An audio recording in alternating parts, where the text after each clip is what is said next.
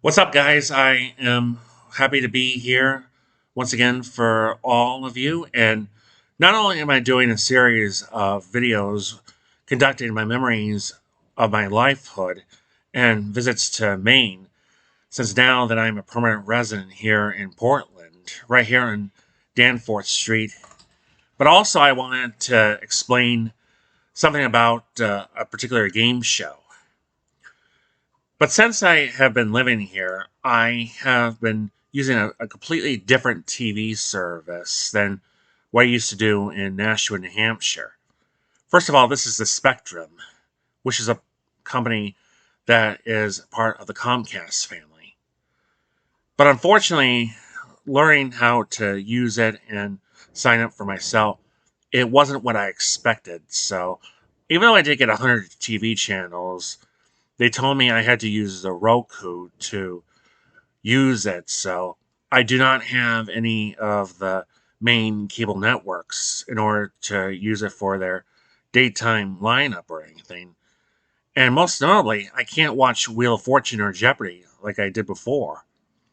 However, I get all kinds of access to streaming channels, and one notable place I find on Roku TV is they have a section devoted to game shows, and one of them is the classic 1990s version of Supermarket Sweep.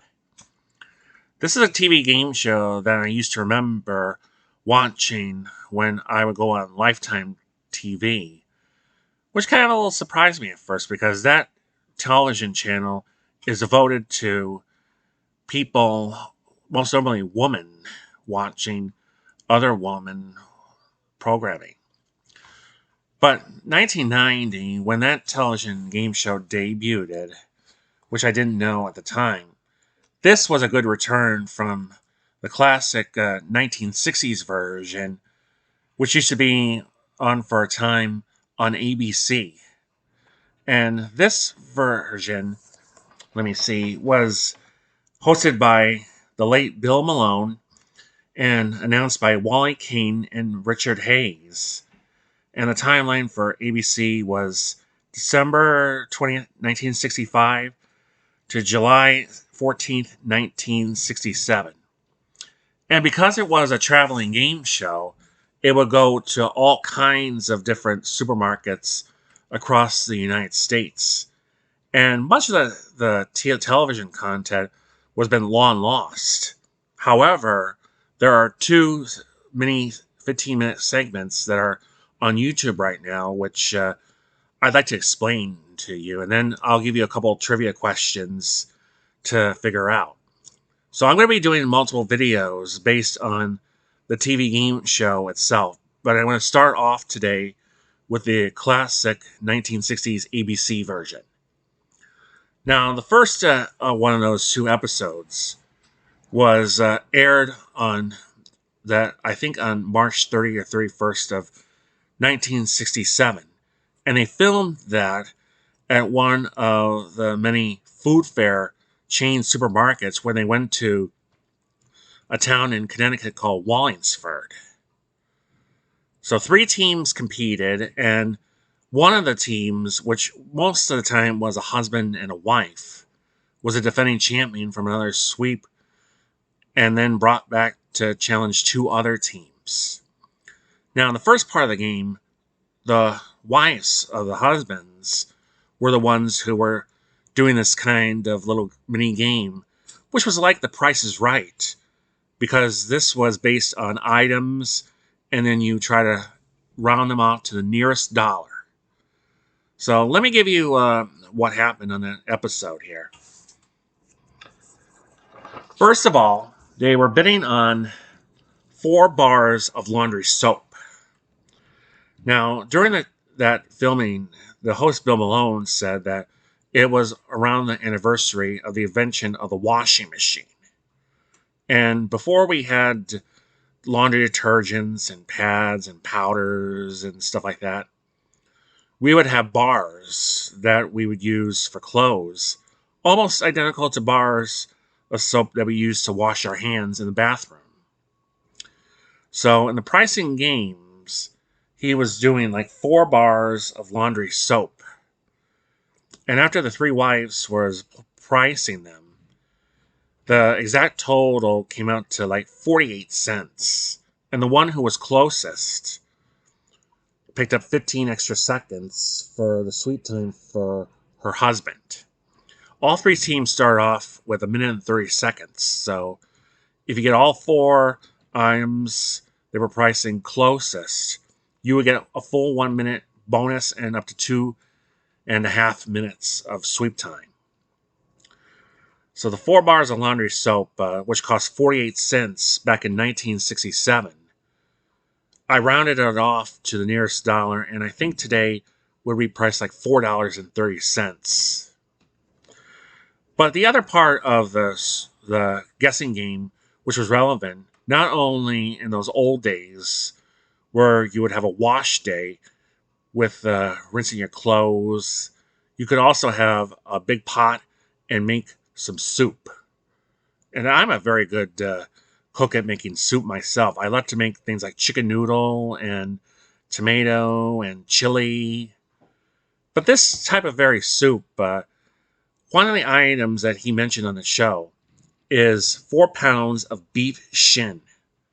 I tried to find this in the supermarket when I went to Market Basket in Westbrook, but they didn't have any. So I tried to see what the closest thing to beef shin was, and it ended up being a chuck roast for me. But back in 1967, 4 pounds of shin meat would have cost $2.20. If you round it out to 2023, that would cost like $19.71 altogether. You divide that by 4 to the pound, that comes out to $4.93. Which actually, compared to the chuck roast I found at Market Basket, is $1 less. I bought that beef chuck roast at like $5.99 a pound when I bought that to make for my slow cooker. But one thing you need in a beef shin recipe when you slow cook it is you may want to have some carrots and some celery and some onions for a base. And you also should also include cans of tomatoes to give it that nice fixture. And most recipes that call for beef shin call for something that is like potatoes. But in this case, when they were doing the show, they filmed it, they asked for some egg noodles to make soup. Now you put all these ingredients together, and that is a classic slow cooker recipe you can eat as a stew or a soup. So that just gave me some good ideas, and I actually found a recipe for beef shin on YouTube, which I saved. But the other day when I found the chuck roast, I just did the chuck roast in the crock pot, and it just tasted as delicious as could be. And I added some good protein chickpea rotini pasta to the mix. So if you think about that, if it's a cold day and it's snowing just like it is right now, you could actually get those ingredients to put together to make a soup or a stew. You slow cook it all day, and then it's ready for you at the right time, and that's just very good comfort food. Now to get back on the sweep here, back when they used to do it on the original version of Supermarket Sweep, the champion team would be the ones to go with the 1 or 2 challengers. And the 1 and 2 challengers, based on their time, would be the ones to go in order to run around the supermarket like crazy. And much of the time when the men were doing the shopping, the object of this to try to get expensive items and try to shop faster and smarter than the other team. Not only you could get kind of meats and seafood and stuff at the delicatessens and laundry detergents, they also had pennants, which in bonuses rounded out from $10 to $100. So after the sweep was over, there were the challenging team that had the least amount of time actually picked up all those bonuses, such as a savings bond for some candy, which is butternut candy. I don't think that's around anymore. And also a $75 certificate to Holiday Inn. And with their total over $300, they ended up winning the sweep. So you could see how back then in the 1960s, cash registers and slips and the displays, they were manual compared to those digital readouts that we're used to today.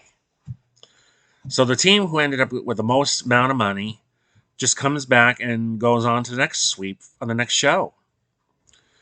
Now, the other show that's in circuit goes to another food fair location, I think in Florida. And they mention about in the pricing items, one that you cannot have without the other. Now, there are some people that say that you can't have potatoes without gravy. And you certainly cannot have hot dogs without their buns. And it was recommended in the 60s that you should have cold cereal, especially with milk and sugar. And you certainly should not have bread without butter. So this is a different episode, and what ended up being was the challenging team, the number one, had the more amount of time of 2 minutes, and the other challenger and the defending champion had 1 minute 45 seconds. It actually turned out that sometimes time and smart shopping made the difference, as if you had the least amount of time and you picked out the bonus prizes and had the more smart shopping. So it gives you a couple examples when you look at those two tapes. But here's a question I want to ask you all. If you are listening to my video today and you think about your old hometown in the 1960s, what supermarket, most likely if Supermarket Sweep would have ever come to your place? Well, for me, since I lived for a long time in Burlington, Massachusetts, I found before I was born that the first major supermarket chain was IGA Foodliner, which was located on, let me see, 154 Cambridge Street. And that was right before it became Building 19. But of course, the building since then got burned and torn down, and it's replaced with a new brick building with a Cambridge Savings Bank. But I still trust the IGA retail store because it's still been around since my lifetime. And even in Wells, Maine, that we used to have the IGA located in the area before Shop and Save in Hannaford. And IGA also has another food market that is closer to Wells High School in Wells Beach. So those supermarkets life in the 1960s, it mostly would have been the woman being out on the counter, and it would have been just a pleasure to take your children along with you for the ride. So that makes you think of what supermarkets and life was like in the 1960s. And of course, when you see the television game show, if you were in the audience, you would be told to make a lot of noise to root for the shoppers, and they had a clock on display for the time the contestants run around the supermarket to try to grab everything that they could. So that was what made that show so special. And of course, later on, it came back in the 1990s with a more familiar format, which I will explain later on. So I hope you all are staying safe this winter, and hope your supermarket experience is a pleasure. And I hope I gave you a couple ideas in case you wanted to make a nice home cooked dinner for all of you next time.